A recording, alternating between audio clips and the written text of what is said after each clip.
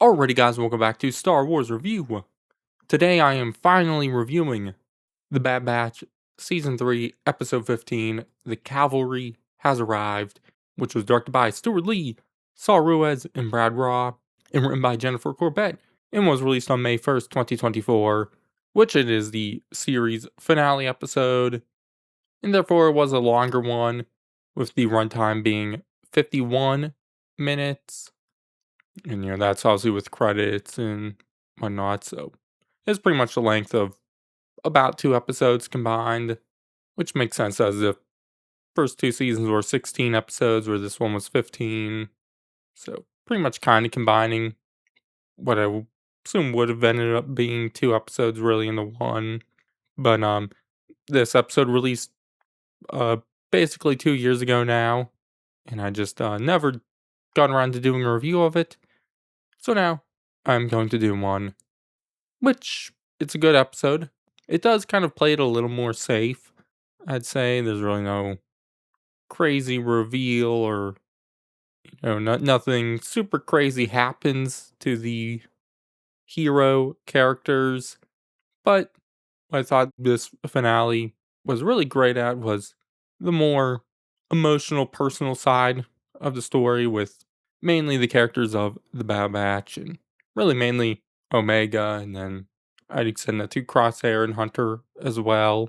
And so I thought the episode was a great conclusion to the character arcs for those characters throughout this season and the series as a whole.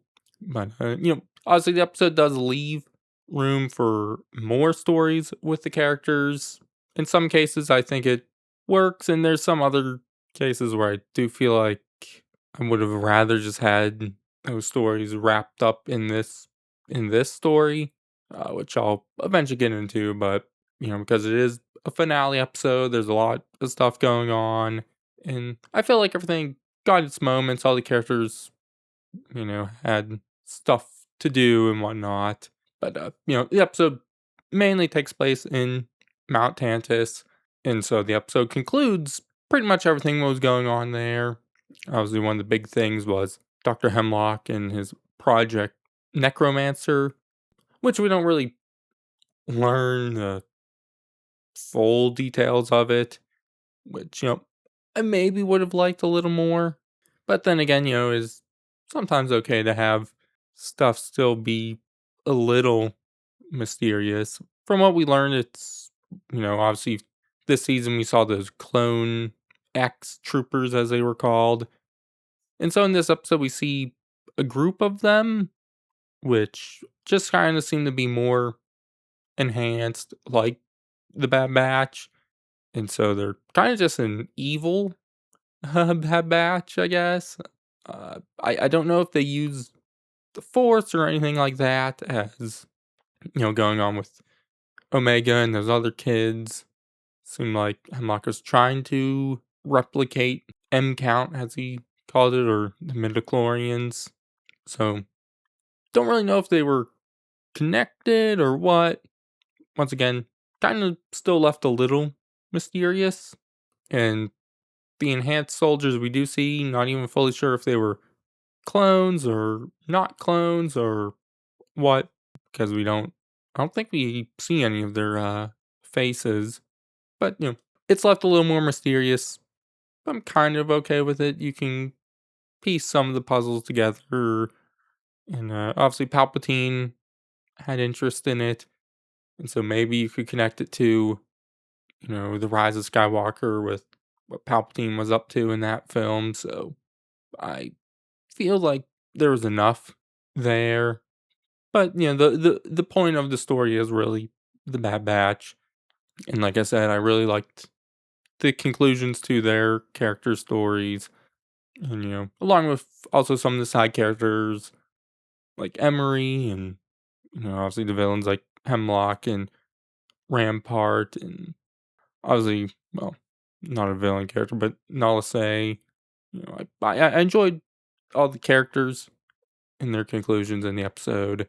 The only thing I would say, which was more really about the season as a whole, is I would have liked more with like the clones as a whole, and obviously Echo is there, and but the middle of season 2, he obviously goes off with Rex, and so his story kind of then throughout this final season, just more about regrouping and helping out the Bad Batch. And so I felt like there was a little too much left on the table with that storyline and, just the future of the clones. Um, Obviously, there was all those ones imprisoned on Tantus. And, they get their moments in this episode, which I enjoyed. I just would have liked a little more.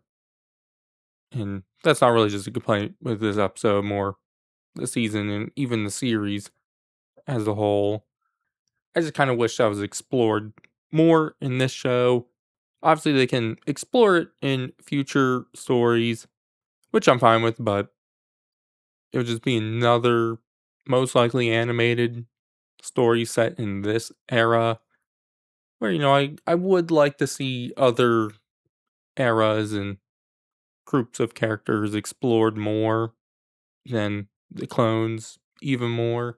Even though I love the clones, I just kind of wish they wrap more of that up in this show. But like I just mentioned a moment ago, the villains, they get some endings. Obviously Hemlock, he gets killed. Or well, I assume he's dead as he gets shot and then falls off a ledge, but we've seen several Star Wars characters get killed and fall off a ledge, but then they aren't dead, so who knows, maybe he could be alive, but I'm assuming he's dead. I don't know. I don't know any reason why he wouldn't be dead. But honestly, this episode I wouldn't say he gets up to anything crazy other than just typical villain stuff. He kind of gets the upper hand, but then obviously does some villain losing stuff. But another character what was interesting throughout these last couple episodes was Rampart. And so we see his story come to an end as there were some questions on who he would or wouldn't side with in the end. Being in Tantus, he learns that he could get back on the Empire's good side by, saving all the information and whatnot there. And so he goes into the main lab. But Nala Say is there also, and she detonates a thermal detonator, blowing herself and Rampart and all of the data stored in there, sacrificing herself to stop him, but also then just the Empire from getting that information, which I thought was a great end to her character in the arc we saw her go on throughout the show. Obviously, a side character and didn't really have that much screen time, but I really enjoyed that ending for her. And obviously, I assumed Rampart would end up siding with the Empire, so makes sense there for his character. But obviously, the Bad Batch, we do see them end up, I guess, living happily ever after, but obviously without bumps and bruises with the rescue mission. Obviously, Crosshair gets the worst end of the stick as he gets his hand chopped off by the one Project Necromancer evil Bad Batch member, which it was the hand what we saw was bothering him throughout the season, so maybe it's not that bad of a thing for him, but I don't know. Obviously, this Project Necromancer, evil Bad Batch, we see them, kick the shit out of the Bad Batch, and they're able to capture Hunter, Wrecker, and Crosshair. But we see Echo, who was disguised as one of the stormtroopers, with the help of Omega, free all the clones, and then they go in and save those three, which I guess the clones end up kind of getting the bad end of the stick, as most of them end up dying. So yeah, but then eventually the Bad Batch take care of those Project Necromancers, but Hemlock grabs Omega, and then Crosshair and Hunter go and save Omega, and then afterwards there was a nice moment of them hugging and whatnot. Also, earlier in the episode, Omega breaking out with the other kids, I thought was a great moment. Seeing Omega take charge and lead them and help save them even though they were scared. And they kind of go off with Emery, which I also enjoyed. Emery's a little arc through these last couple episodes, seeing her, I guess, kind of grow some independence, help the Bad Batch out and stand for what's right after, working for Hemlock for so long.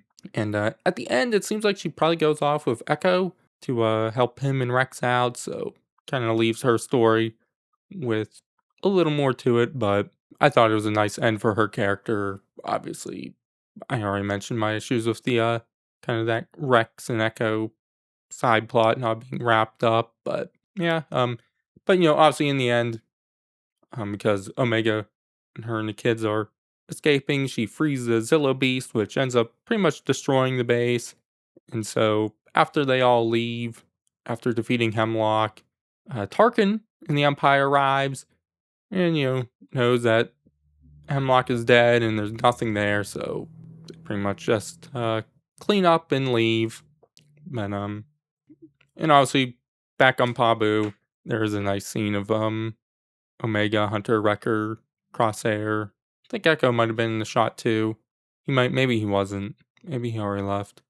Sitting by the tree. But then the final scene actually jumps forward in time as we see an older Omega leave Pabu to go and join the rebellion, seemingly as a pilot, as she's kind of sneaking off, but an older Hunter knows what she's up to and then bids her farewell, even though he doesn't want her to go, but he knows that this is her fight now.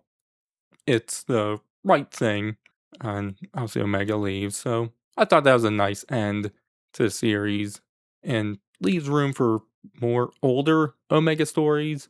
But that kind of leaving room for more stories I like more because it's more natural and wasn't something that was built up and then kind of left hanging. But yeah, all in all, I enjoyed the episode a good bit. It wasn't one of my favorites, and like I said, kind of plays it a little safer, but I enjoyed where the characters of the Bad Batch ended, and I thought it hit some of the good emotional marks with those characters, so yeah. But my grade for this episode is going to be a B+. So yeah, but you could check out my reviews I did years ago now. I will most likely eventually do a season 3 review and then maybe even a full series review sometime in the future. I don't know when, but yeah, obviously now the next animated show is already out, Maul Shadow Lord. So I'll have a review of the first episode out soon. So you can check that out also. But I've been Star Wars Review, and I'll catch you guys in the next one. I was wrong. We can't just walk away. Not with the Empire imprisoning the kid. Secure her in a cell. Omega's been waiting for us a long time. Our mission